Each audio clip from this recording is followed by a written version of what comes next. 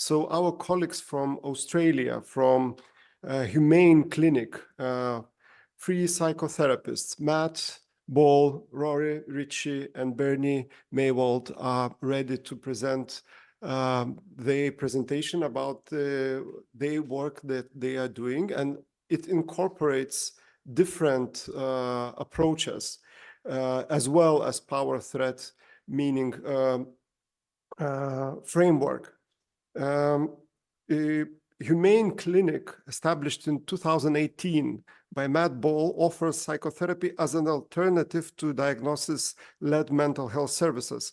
Emphasizing a human-to-human relation approach, it integrates various philosophies and theories, including the dissociative framework. Sorry, I couldn't pronounce that right. You will show the example.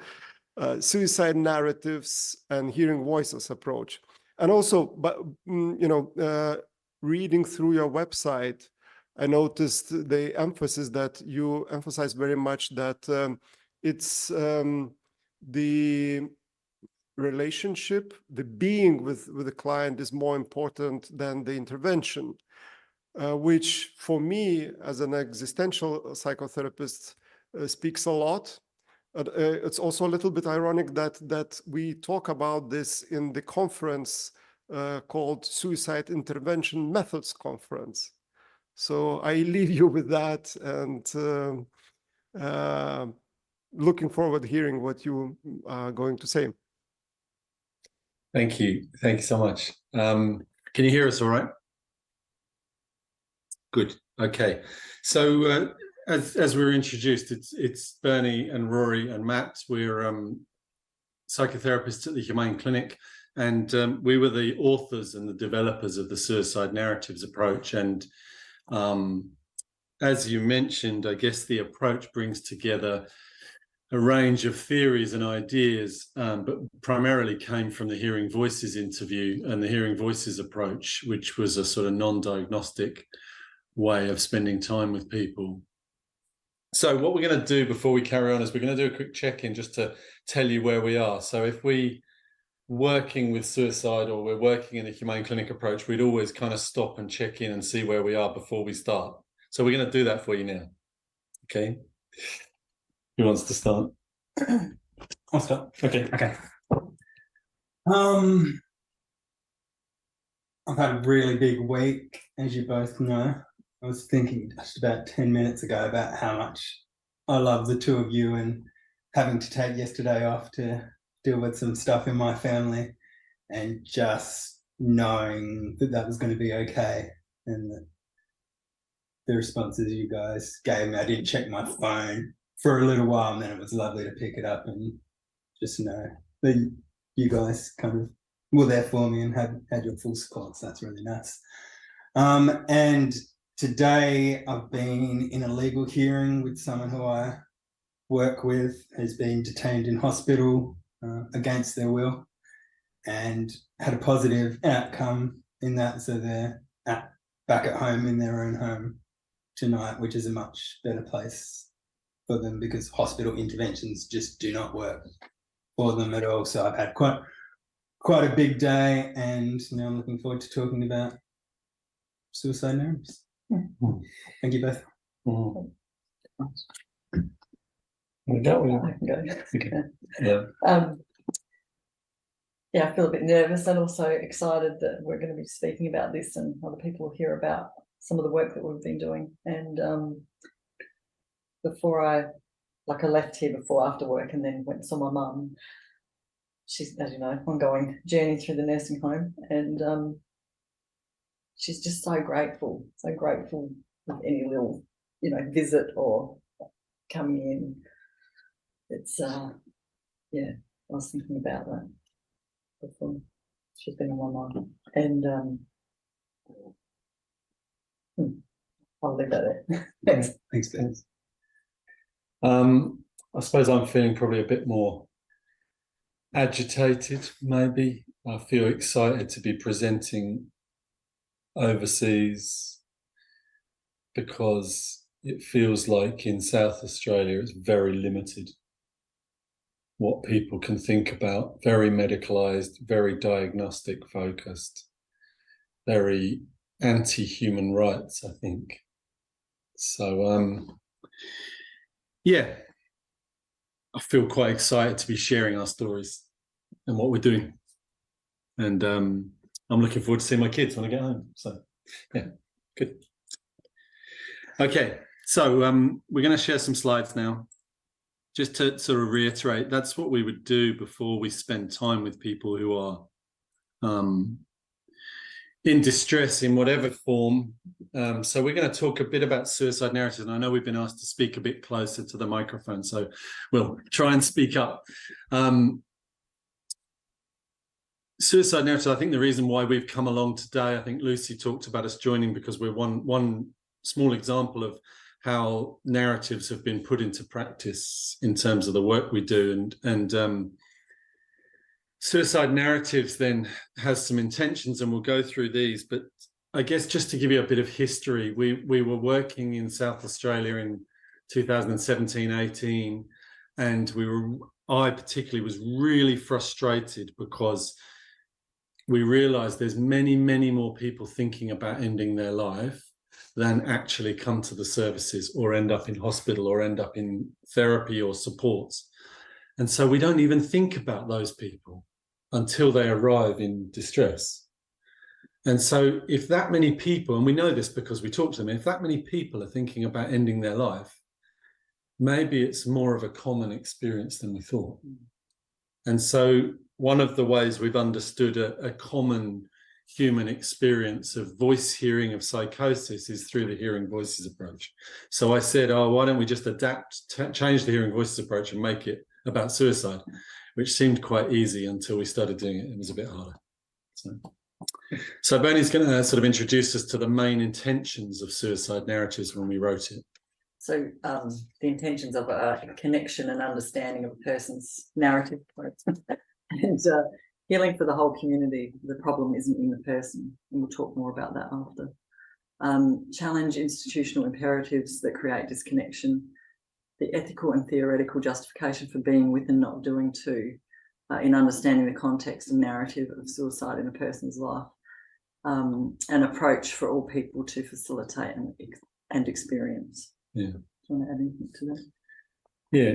Do you want to? I just wanted to jump in and talk quickly. We may get to it when we talk about risk, but challenging the institutional imperatives that create disconnection. So much of what happens, at least here in Australia and in Adelaide, the city we're from, is that systems interventions create these constant points of disconnection. So you try to tell your story of contemplating suicide to somebody and you're referred to a professional, or you sat in a waiting room, or you're detained in a room, whereas we talk a lot about the risk of disconnection. So when somebody's reaching out and they need connection in a moment of contemplation of suicide, then the safest thing to do is be in connection with that person and hear what they're trying to express, rather than do things that the system requires of us that actually create disconnection and leave people alone with their story, or being told that their story is too much or sometimes too little.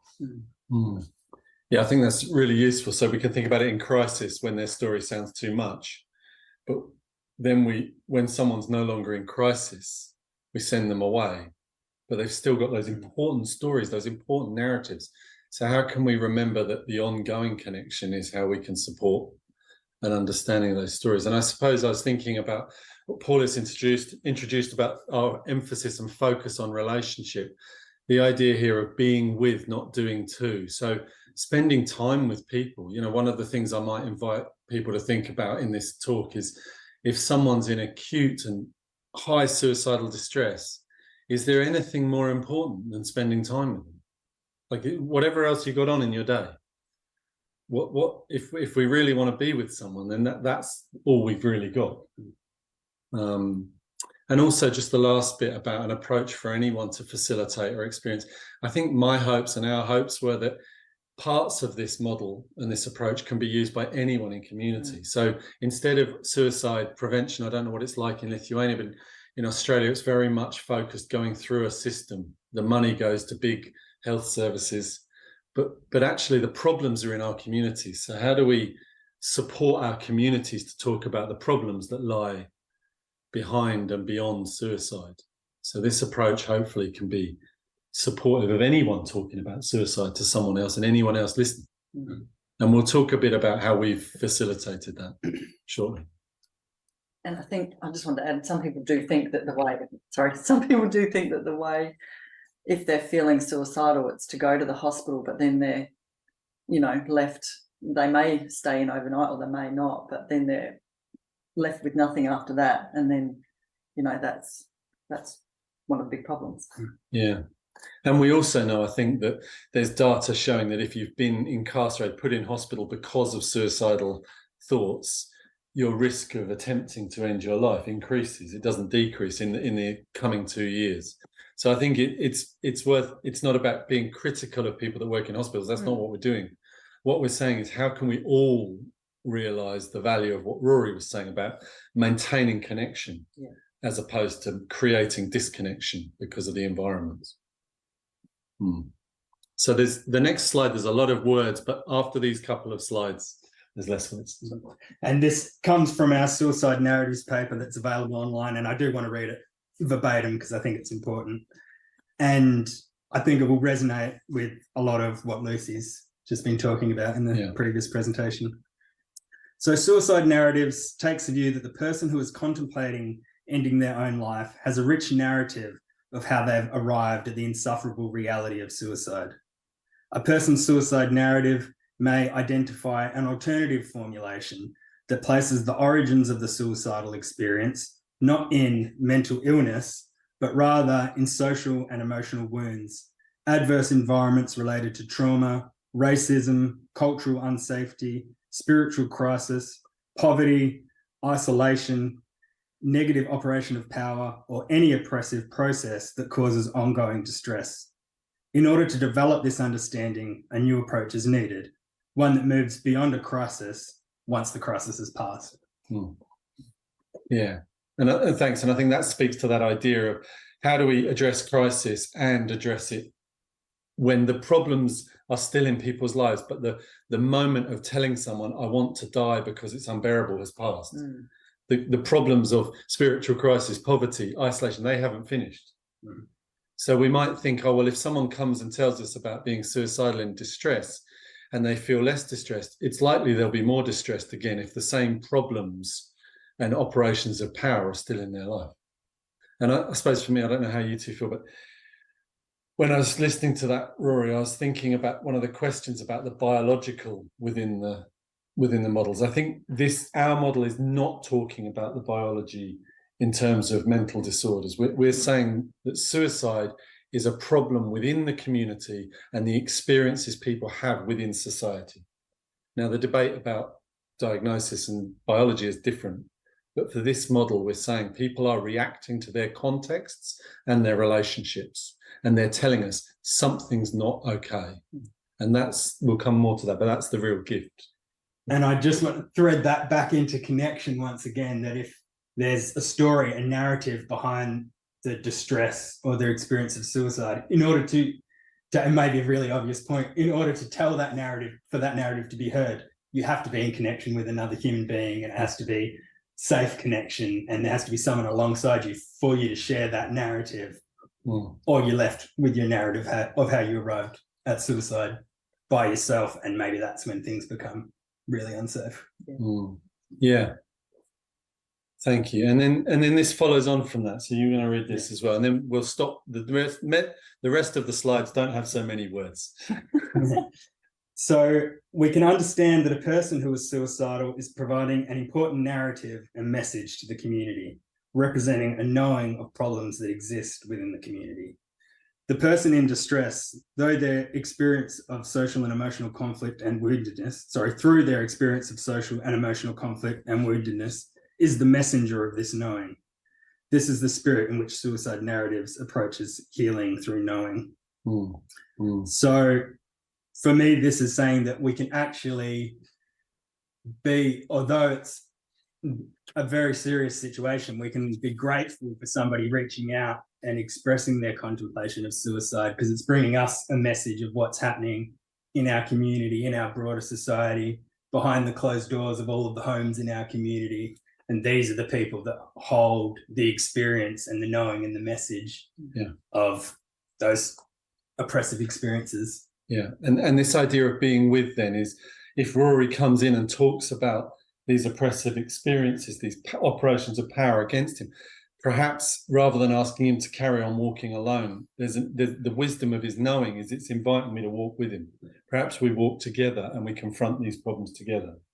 Certainly in this country, we have a very good example of racism against the traditional people here.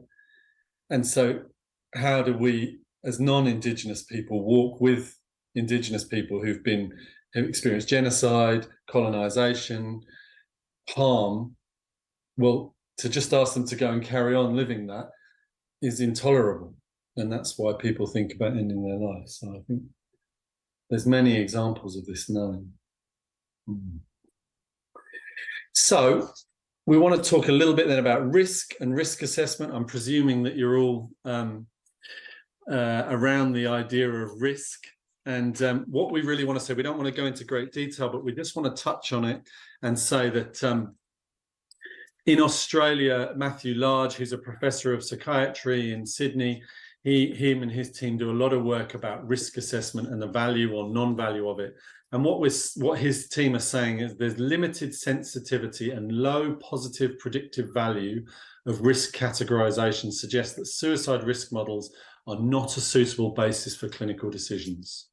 So the English NICE guidelines go on to say, do not use risk assessment to predict whether someone will end their life, whether they're likely to try that in the future, whether they should have access to a service, or whether they should be discharged.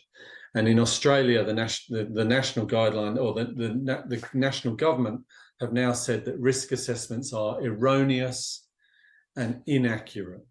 So there's continually emerging evidence to say that one of the primary bases by which we justify or think through our practice and our interventions, as the conference is called, is based on the ideas of risk. But actually, risk doesn't give us a positive predictive value in understanding either whether someone's going to do something or whether the risk is high, low, or medium, or past or current. And I think it's this paper or another paper by Matthew Large that talks about there's no more criteria. The more criteria, the more questions you add to put together your risk assessment, that doesn't change the predictive value of the risk assessment. So we see with somebody, we risk assess them, that doesn't give us a great idea of whether they're going to take action to end their own life in the immediate future or not. Yeah. Yeah, and we're not saying we're reckless or we're not thinking about it. What we're going back to each time is staying in connection and hearing the narrative. So we'll talk a little bit about the just listening community in a bit, but at the just listening community, we use the suicide narratives approach as the risk alternative or the safety alternative to risk assessment, and primarily stay with someone longer. That's essentially the model. But if risk assessment and risk categorization isn't a suitable basis for clinical decision making, what should we do? And Matthew Large and his colleagues, and there's another psychiatrist there, have gone on to say, so what should clinicians do? First, we believe that this fundamental problem with risk assessment needs to be acknowledged. So we're doing that. We need to acknowledge our powerlessness to usefully classify individuals or groups of patients according to future risk. We need to acknowledge this to ourselves and communicate this to health departments, to the courts, and most importantly, to our patients and their families. And this of course, is challenging and risky and brings up sort of personal and professional dilemmas, I suppose. Do you want to say any more before I go into this kind of puzzle of ethics? Is there anything that would be useful? No, I think it flows in quite well. Yeah. So really, we'll keep this brief because we want to get onto more things. But we've sort of framed the dilemma of what to do about someone who's in a suicidal state as a puzzle of ethics. So there's 4 areas you might think of, and any one of you can think through this as can we. And we would say this is a moment-to-moment process. What's my view as a human? Do people have a right to end their lives in the situation of their life? Do you feel as a person you have a responsibility to stop that? What's your position as a human, you as an individual? Then what's your professional role? Are you a psychologist? Are you a psychotherapist? Are you a social worker like Rory, or a nurse like me, counsellor like Bernie? Are you a psychiatrist? What's the profession that you're with, and what does their code of conduct or code of ethics say? Because that might be slightly different to what you think as a human. So straight away, we're creating this kind of dilemma of when someone in front of us is desperately wanting to end their life, what do we do? Then you might work in a system. If you work in a public mental health system, there'll also be a code of conduct or code of ethics there. So you've got your own view, your professional view, and you've got the system's view. And then society is told that there is suicide prevention, so we can prevent suicide. And in reality, that's not always possible. And that's demonstrated with the unbearably high number of suicides that we see in all countries. So this is what we're saying, is that when we're coming to support someone, be with someone, nurture, walk with someone who's suicidal, we're going to have this puzzle of ethics constantly running through what we do and how we behave. And how do we maintain that connection when we ourselves, if I take me, I myself have got all these things to consider. How do I stay in connection with the other person? Because that's what we're sort of suggesting is the only thing we've really got. Yeah, I'm really glad that you brought that back to that, whether we're getting consumed by this idea or fear of risk, or running through our professional responsibilities or the responsibilities of the system or the organisation or the health service that we work for, then we find ourselves right over here, and we've forgotten that the most important thing is being with the person who's expressing their distress and doing justice to hearing their story and what's right for them. We have what might be right for us as a professional, what the system thinks is right. Well, what's the person whose life it is that's in question? What do they want? What do they need? What's good for them in this moment? What stories do they have? What have they experienced? Yeah. And that thing, if we come right back to the beginning, then we did a check-in. You saw us just letting each other know where we were, because we've had different days. Bernie's been with her mum, Rory's been in a legal situation. I'm just fed up with the day or the week or something. But if we walk together as a community here, then we can walk together with the person. But if I don't know how Rory is or where Bernie is, then I have to question, is Bernie going to support me? Is Rory going to support me? If I do my ethical and my best to be with this person, do I know that the community around me are going to support that? And in many ways, that mirrors the suicidal person who's saying, can anyone see the problems here? So there is no suicidal person and non-suicidal person. There is just a society of people, some of whom grapple with living and dying. And that could be any one of us. And I suppose it's probably important to say, all three of us would identify as having significant experiences around suicide deeply in our lives. So we're going to move on from that a little bit now, and I'm mindful of the time, so I'm going to run through this quite quickly. This is the word that some people find challenging to say, dissociocotic. I'll break it down for you. Dissociare from dissociation, cotic from psychotic, and what we're really saying is that it's a busy and active version of dissociation. So it's the experience of animation and giving life to being at variance of companionship to self.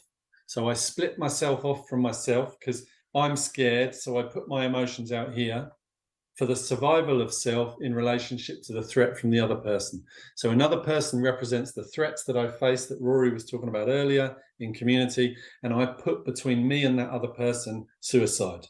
And I say, no, I can't do this. I can't be here anymore. It's intolerable because life feels unbearable. So what we're saying then is that this was originally about psychosis, but what we're really saying is that one of the ways that you might consider understanding suicide is more as a dissociative defense against being in unsafe relationships. If that makes sense. Makes sense to us. Yes. So what we're trying to do is tell people this is intolerable. Now, what is, you might ask, so what? But it might look a bit like this. So the person on the left-hand side is listening, and the person on the right-hand side has put their experiences of trauma and adversity, the meaning they've made from that, and you can see the power threat meaning framework narratives within that. And then they dissociate, and they dissociate in a suicidal way. They often become absorbed in suicide. They lose memory and time within the context of suicide. So these are all dissociative elements, if you like. So I'm going to run through this quite quickly. I'm going to miss this little bit out. Sorry, you can see other videos with this on. I think what's important for us then is, so if someone's placing suicide and their suicide story between us and them, they're actually inviting us to understand that they're deeply distressed, and this is all they've got, is contemplating ending their life. So I want to run through these bits. What's our role as the listener? Our role is to notice how we might be feeding it. This is back to what Rory and I and Bernie have been saying. What is our role looking like to that person? Is it threatening to them? Is it making life feel safer or less safe? Are we in connection with them, or are we disconnecting from them? So how are we impeding, getting in the way of the person feeling like they can come back safely into themselves and not feel that they need to end their life? We might notice what the threats are that they're talking about. And this is where we're moving into the narratives. What is it they're telling us? What are the big stories behind suicide? And start to develop a kind of right understanding, and an understanding that everything will change. These stories will come and go, but they're still equally as important, so we can listen to them. And then you can allow the person to start considering coming back into relationship. If people's suicidal distress begins to fade a little bit, that's not necessarily, well, it's not the time to start jumping on them with interventions. I think there's a risk that as soon as we see suicide calm down, we think, oh, good, now we can do our CBT or our DBT or our EFT or GBT or whatever BTs that we're doing. But actually, that's a really important point for us to pause longer and allow the person to invite us. The person will tell you when they're ready to talk about other things. People will often talk about suicide, and if you give them enough space, they'll also talk about what they're doing next week, next month, their kids, their hopes for the future, the work they love, the friends they've got. But if we get in the way and start trying to solve the immediacy, we don't hear the broader stories, the experience of living. And if we go towards them, we're going to push them away again. So you can see that the person on the right is coming towards us, and you can see the fading of the trauma and meaning and dissociation, and the increase in human connection in the middle. At some point, we might begin to share with the person how we feel. This person's talking about ending their life. Well, I might tell them, I'm scared. I don't know what to do. I'm here with you. I'm not going to do anything, but I'm scared. Or you're telling me about all these wonderful things in your life, and you're telling me you don't want to exist. So I wonder what it's like if we sit with those for a bit and notice that we've got a shared experience here, but it's slightly different from one another. Well, this is when the person's invited us in, and we might start to share this, and you can see the stories of trauma and meaning and dissociation have evaporated, and the people are coming together and seeing each other more clearly just in this moment. So then we're going to be with one another in the coexisting same experience and explore more our unique realities of this moment, and whether we can find human to human interconnectedness and love in these moments. You know, can I love this person who I was a few minutes ago scared about dying and of the consequences to me? And can they love the person who's listening to them who 5 minutes ago they were very scared was going to do harmful things to them? So it's very much about the listener sitting back and waiting until we're invited in, and then we start to realize the similarities between us. Oh, look at that. It's two people. We could be on either side of that story.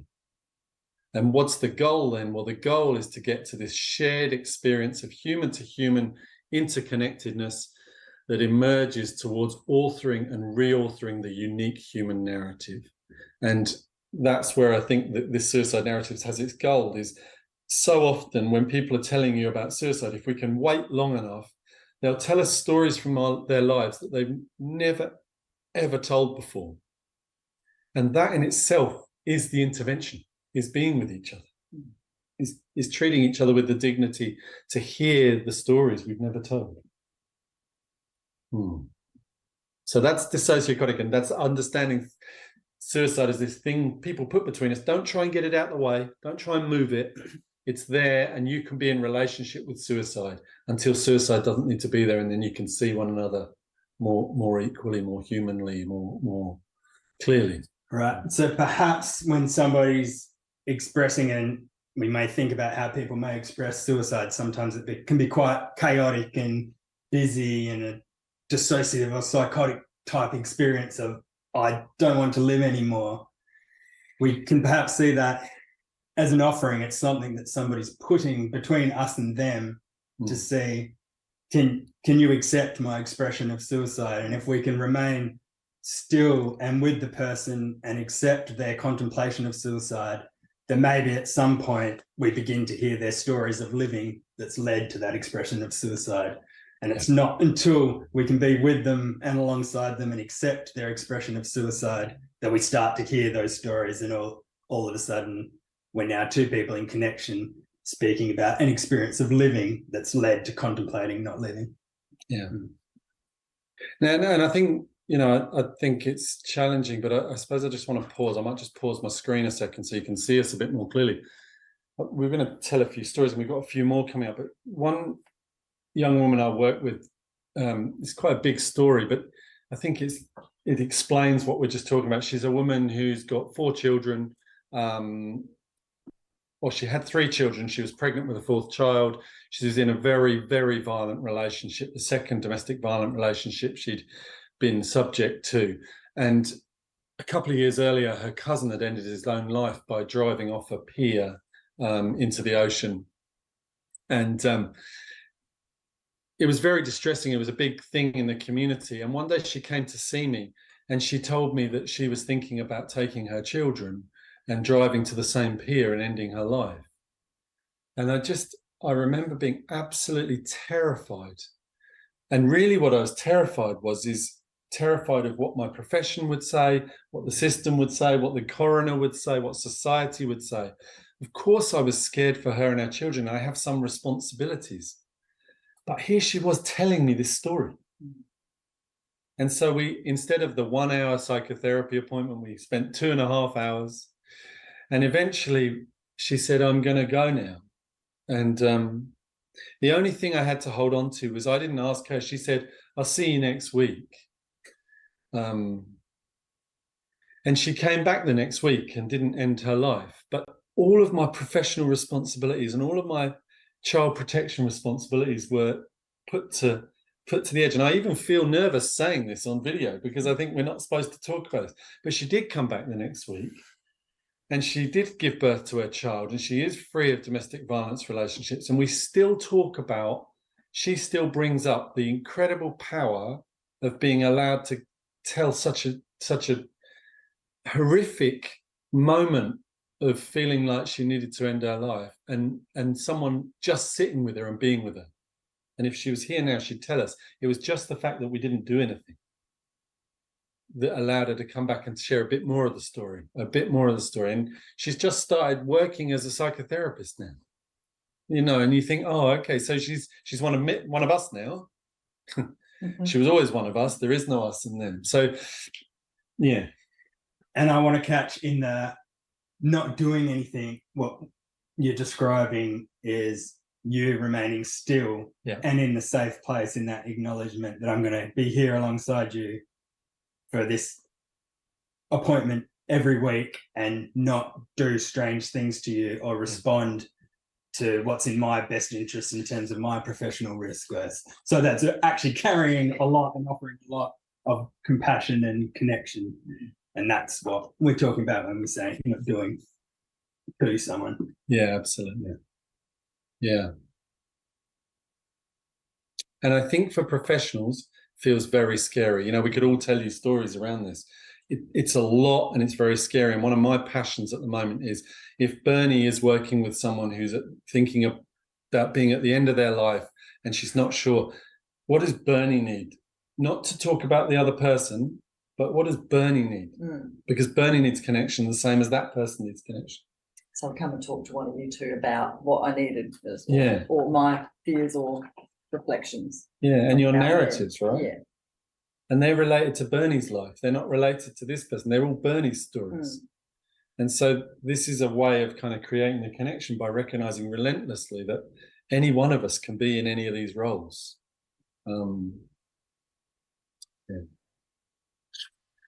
And I think when you were saying before, Rory, about people being in distress quite quickly, as you know, the way society is here, I'm not sure about over there, is that you jump on people really quickly as soon as they start to mention suicide, so nobody ever gets to hear that story, or it might be years down the track. Yeah. Yeah. Yeah, and for some If people, they're lucky. if they're lucky, and for some people, it's so powerful to share the depth of that story. Yeah. Yeah. And the roller coaster of suicidal expression that can be really scary and really expressive in one moment, and then we can be alongside each other laughing in the next moment, and then back to a really serious, scary moment, and to be human in that connection as well. Yeah. And I think the suicide narratives model, if you go online and read it, the suicide narratives model has, for me anyway, and I presume for you too, but it's given me a lot of confidence to know I've got a framework. The framework doesn't tell you the answers, but the framework can give you a kind of ethical, philosophical construct through which to work. And that's also true of the Power, Threat, Meaning framework. And certainly we all have used that at various times to help people have a framework to organise the distress in their lives as a standalone approach as well. Share my slides again. There we go. Cool. So I guess what we should probably talk about before we get into the suicide meaning conversation is just that you can see in this slide, this is the slide describing just listening, and we'll explain just listening a bit more in a second. But suicide narratives down at the bottom left-hand corner, when we set up the just listening community, which we'll talk about, suicide narratives formed our understanding of the constructs of safety. And what we mean by that is people may use suicide as a way of feeling safe enough. People will tell you the stories behind suicide, and as they do that, they might create connection to other stories in their life, which can balance out the need to live or die. But again, the connection component of that's really important. You can also see that within the just listening model, Power, Threat, Meaning framework is a way for us to understand more succinctly a person's life story through the power, the threat, the meaning, and the threat response. So the behavior we see at the top, the dissociotic, that's the threat response. People will show up, people will turn up, people will be how they are within the context of their life and their relationships. So that what we see is how they know to keep themselves safe.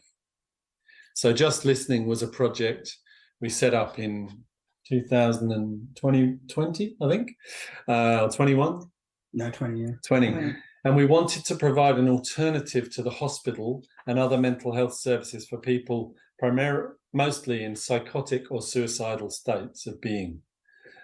So we trained lots of community members in this model using dissociotic, Power, Threat, Meaning framework and suicide narratives and particular styles of listening without really responding. We trained the community, and we opened here a service where people could come in any state, and we promised not to call services. We promised they could leave whenever they wanted. They could come back as often as they needed, and they could stay for as long as they needed while we were open. So some people stayed for 5 hours and talked.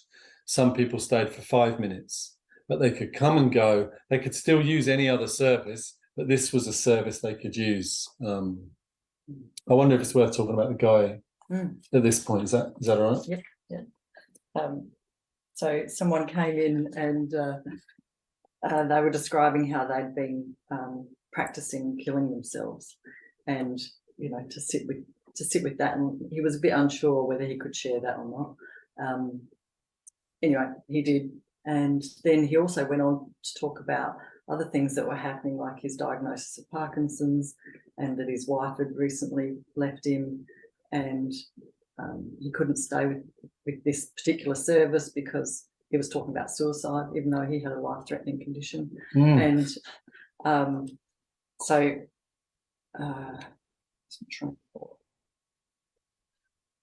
and then so he told all this big story, and then he kind of looked at his watch and said, our hour's nearly up.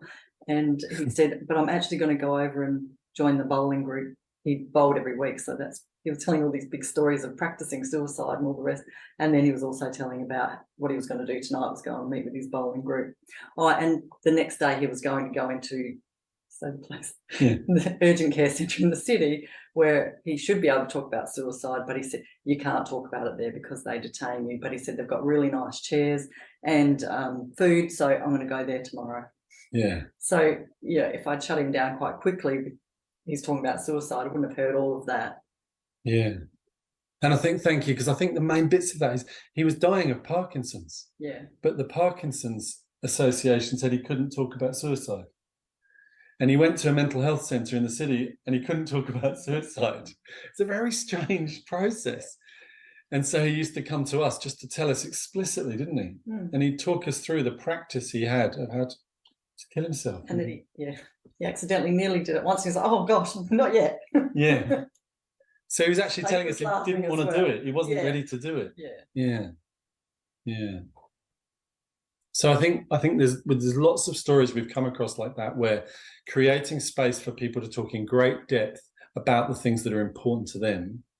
We had another woman who was a nurse who couldn't use any mental health services because she would be reported as a nurse. So she came here anonymously, and she talked about 3 weeks where she was planning a contraption to build a system to end her life, going to the shops to buy parts to build this system. And by the end of 3 weeks of telling or going through this, she didn't want to end her life anymore. And she was laughing about it. And she said, it's mad, like, because it took so long, I want to be back in this world. And now she's back working as a nurse. Mm. And the important bit for me here in Just Listening was she was allowed to come here when she wanted, as often as she wanted, and no one would stop her talking about these things. And that in itself gave her the freedom to move through. And of course, I don't know about you two, but it sounds risky naming this online to another audience that don't know us. And I really want to reiterate, we take this work very, very seriously. Yeah. But we're offering a framework by which we can say the person knows the wisdom of their story and what they can live with and what they can't. And we don't have much influence over that other than giving them a platform to hear it. Mm. So you were going to talk a bit about what we found out at the Just Listening community.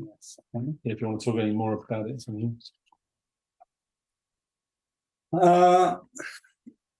So I think it's important to make the point that we trained about 60 or more volunteers from the community to sit and listen to people, many of them in suicidal distress. So that really speaks to that suicide narratives and Just Listening can be offered by any member of the community. So some people had a professional mental health background, some people were retirees, some people were ambulance officers, other professionals in other industries, and we trained them to be alongside people and offer them this suicide narratives approach, that someone may come and share their suicidal distress and leave again and come back again as often as they needed. So these are figures just for the first 6 months that we opened our doors. We had 215 individual members of our community come in and use the service. And we offered, which is what we showed at the start of the presentation, we offered more than 200 hours of supervision, which is sitting with each other and checking in before we get ready to listen to people and checking out again at the end. So that's how we supported each other and our volunteers to hear these big stories about people's experiences of oppression and considering ending their lives, what was going on out in the community, how we helped people to offer that was that we sat together for half an hour before and half an hour after every shift and offered that really deep listening to each other. So the approach that was offered to people who came to use the service was the same approach that was offered to the people who were offering the service.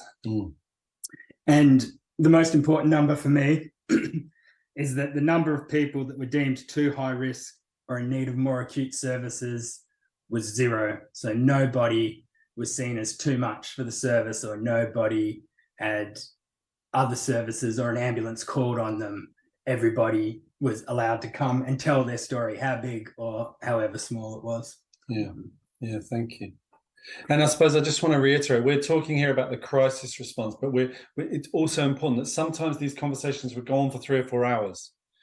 So the principles of suicide narratives were vital because hearing the narratives was the way a person could make sense of their own moment, rather than us having to do something to them, having to intervene. The intervention was, or as R.D. Laing said, the treatment was about how we treat one another.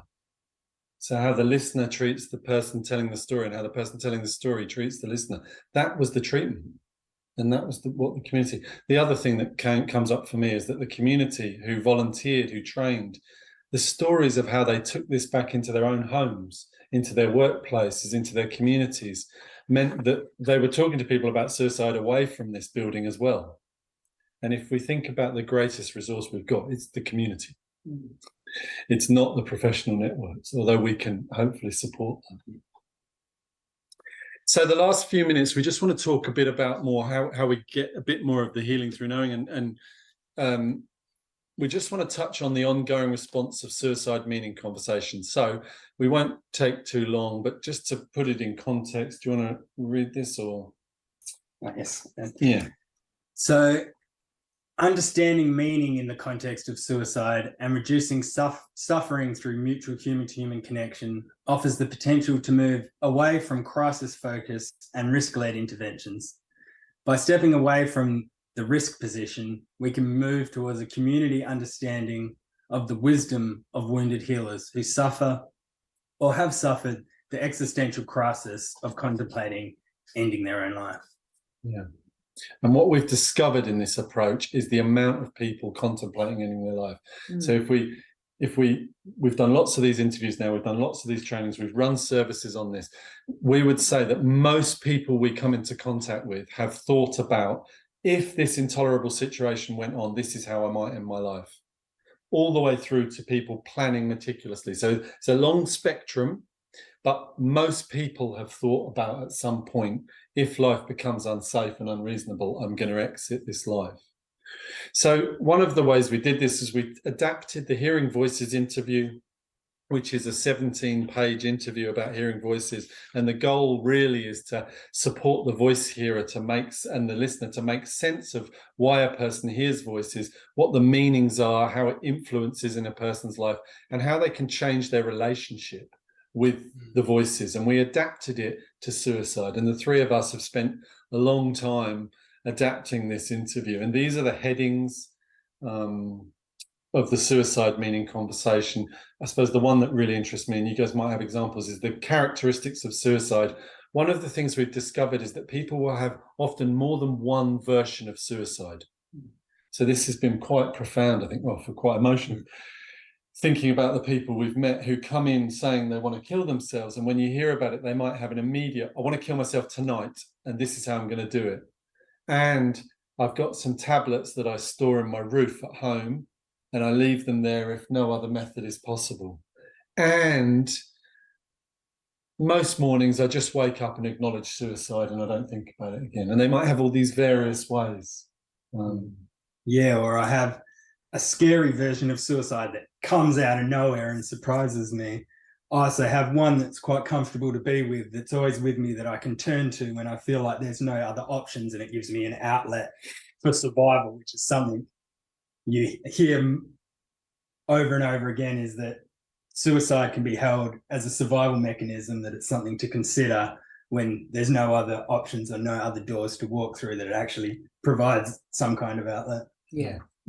Absolutely. And in my mind, I was just thinking about sometimes it shows up in different visual ways as well. So people describe like a red mat or something that's coming closer to them, and that's how they see it, or a black mass. I know we might talk about that with yeah. Maybe not. We're running out of time. Yeah. Yes. But I think you're going to this idea that people feel it in their bodies, and this is another thing it's been quite extraordinary. If you ask a person through this interview if they have a physical experience of suicide, almost everyone who's had an intense experience of suicide will identify a physical sensation in their body related to suicide. Do you agree with that? Mm, yeah. And so we haven't got time to go into it tonight, but what we've developed is the talking with voices approach, where you can talk to people's auditory hallucinations. Well, we've developed the approach where you can talk to people's suicides, and it just adds to this model where suicide will tell you the stories of why it's there.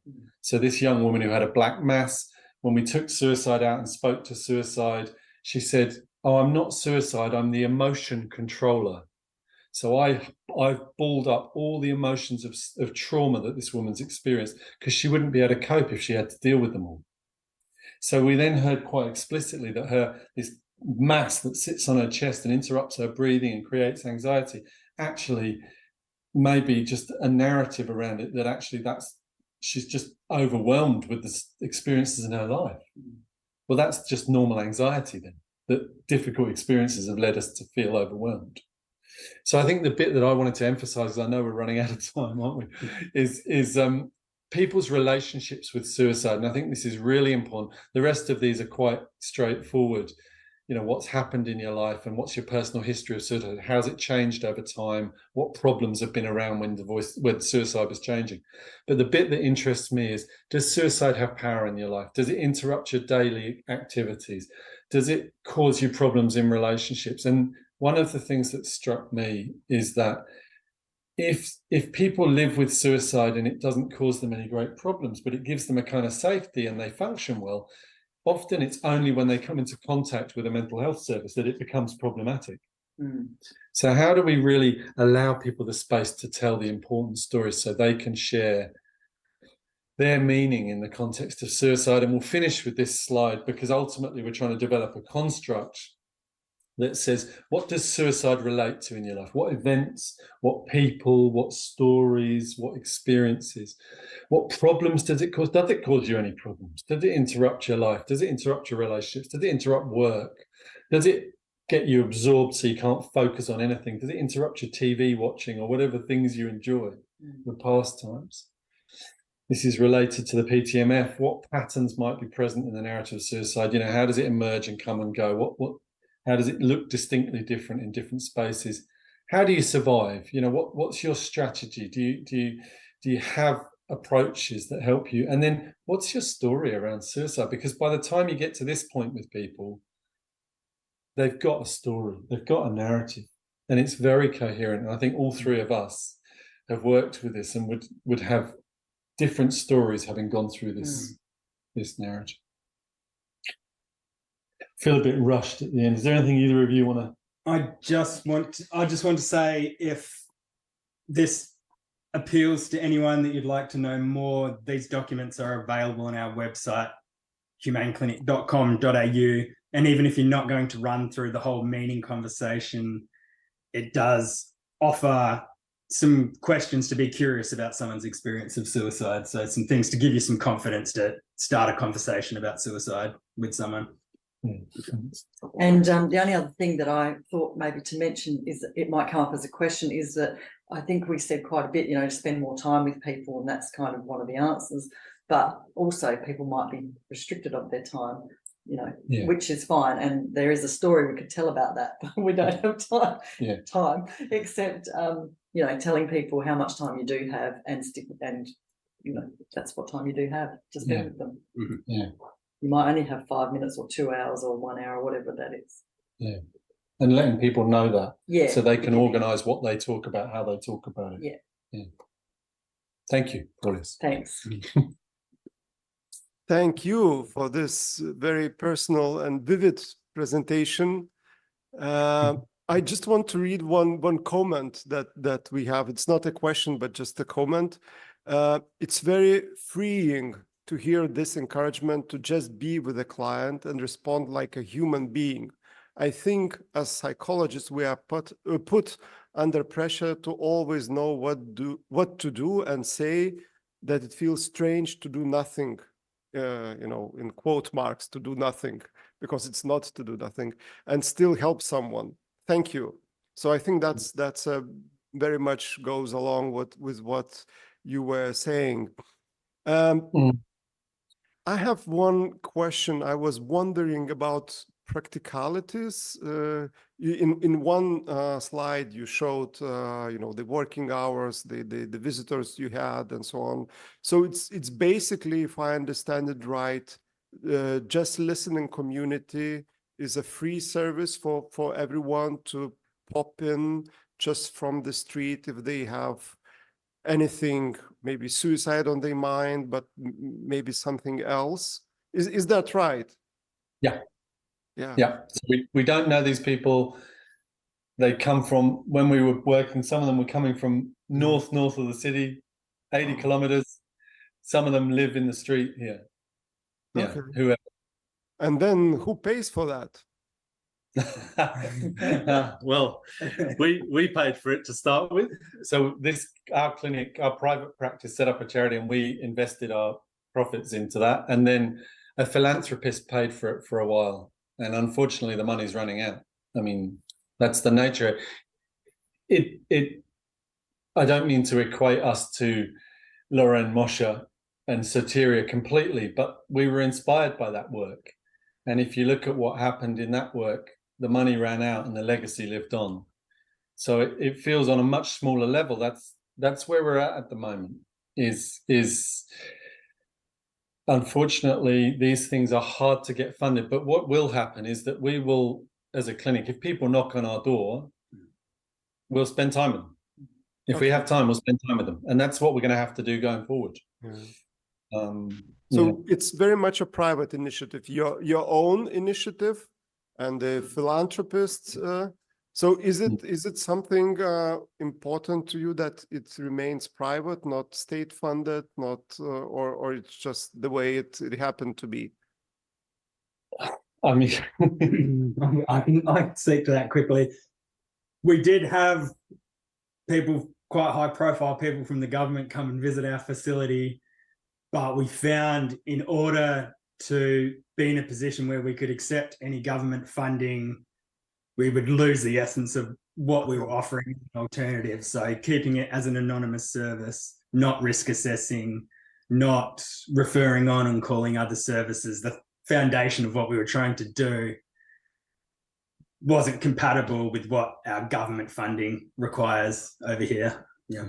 But I think if they change that, we could accept money if there was no strings attached. Yeah. So, and it's funny, we've got a meeting next week with the minister and the following week the commissioner, and so we will be saying to them, we're still here if you want an alternative. I mean, I'm sure it happens there. We have major problems with too many people going to the hospital, right?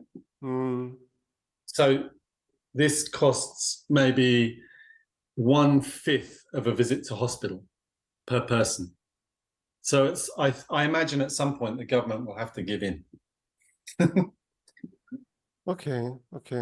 So one more question I have about this is I was thinking, how your service, the work, I don't want to call it service, the work that you are doing, how does it different or similar, for example, from the work that Lifeline Australia does or Samaritans? Yeah.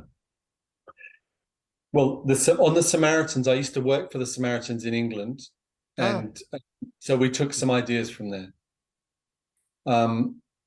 We don't have Samaritans over here, but Lifeline, the problem with Lifeline, with every service in this country, is there is an arbitrary risk assessment. If the person listening is worried about you, then I call an ambulance. And it's a good question you're asking, because what we did here was that if Rory was listening and he was overwhelmed by the story of the other person, he would come and get me, and I would listen to Rory's fears in front of the other person, right? And then if I was frightened, I'd get Bernie to listen to me until we felt safe enough. And then Rory would carry on listening to this person. So that's the primary difference, is that we built in an approach to support the listener that they didn't need to take action against a person. And we took it, I mean, we smile a lot, but we took it very seriously. Yeah. So that is different from Lifeline, and what I'm hearing, it's much more closer to the Samaritans, because they would do they would approach this a little bit similarly. For those who Yes. don't know, the Samaritans is a volunteer and emotional telephone service in UK.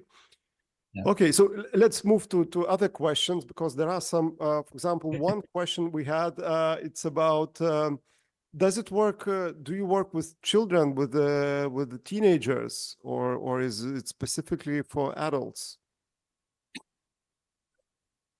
We did set it up to work with adults, but you know, somebody came along and we didn't ask their age. It was anonymous, and unless it was obvious, no children did arrive. Well, I had an Right. 11-year-old come along with his mum. So because he was with his mum, I spent time listening to him. We have been in conversations with a school about teaching young people to offer it. So maybe we haven't done this, but my theory is that young people are talking about suicide more than they ever have, right? So they can't talk to adults because then services get called, right? Yeah. Why don't we teach young people who are listening to each other, if they need to debrief, they can use just listening to listen, and then they can have safe adults to debrief with. So we don't know who they were listening to, but we can support them listening to each other. And that's how I think it could be used. Okay. One more question. We were trained that if we heard, a hint about suicide, or we recognize that the person might be thinking about suicide, we were trained that we immediately have to ask about suicide directly. Is it your practice? Is it the way that you are approaching suicide and the person? No, I don't think so. I think we'd let people talk about what they want. I think if someone says, and we see this often, it's like up and down, up and down. I'm thinking I can't go on anymore. I can't live anymore. I've got a whole load of tablets. Well, okay, they can talk about that as long as they want, and then talk about whatever else they want. And then Yeah. they can come back to that. Yeah, but if you sort of hear that the person is not saying directly that he or she thinks about suicide, but you sort of have this feeling that it might be on the table, would you ask directly, or you would just leave it to roll out as it goes? Well, in the suicide narrative group, I might ask directly if somebody says something. I feel like Yeah. I might, but in just listening, I might not. I might wait for that to come out. In therapy, I might ask, depending on what's being said, just in the moment. I want to say, I wonder how we could know. How could I know? How could I know what to ask Rory or to ask Berny? They're different people. Mhm. So I don't mean to be obstructive, but I think Bernie's right. In different settings, I mean, If someone hints at it, but I think that's what Paul's was saying. but there's no, I think it's such a good question. I know we haven't got much time, but we all want answers to suicide. And the reality is there's no answers. Yeah. There's problems, deep problems. And I want to say, if someone says, oh, I'm not sure if I can go on, maybe they want to tell me about the violent relationship or the sexual abuse or the bullying in the workplace. Maybe that's the story of suicide. Right. Suicide's not suicide. Yeah. The stories behind it, the narratives, are the things that people want to talk Yeah. Right. So whether we're talking about moving towards an act of suicide, or we're talking about what living is like, we're hearing about what the suicide is about. about. So if we let the person tell us whatever they want to tell us, well, that is them explaining what's important to them. And if we're looking to offer connection and to hear someone, well, maybe we can get out of the way and leave as much room as we can for the person to express what's important to them. Okay, I think that goes along with what you were saying before, very much aligned with your philosophy and approach. So we have to stop here, but just before we end, I want to read several comments, not questions, but comments, so you could also feel the how it was received. I'm really impressed. It really is so safe for the speaker, and there is so much respect. Thank you for sharing. Another one. You are doing amazing work. Thank you for an original beginning of the presentation, openness and passion that you shared with us. Good luck. Another one. thank you very much for such humane, empathic ideas and experiences shared. Yeah, that's what we got. So thank you so much. We're gonna stop here. We are heading to have a lunch break for an hour, and should we say goodnight to you or what? I think probably. And look, thank you for having us. Just so you know, it means an awful lot for us to be invited to come into another country and share our ideas. So thank you. Thanks. How do you say good night in Lithuanian? It's very simple. Labanakt. Labanakt. Labanakt. Or you could practice some more difficult and to say like Saldžių sapnų. Saldžių sapnų. Yeah, that's for sweet dreams. Have sweet dreams. Okay, it was lovely to have you. Very personal. Thank you.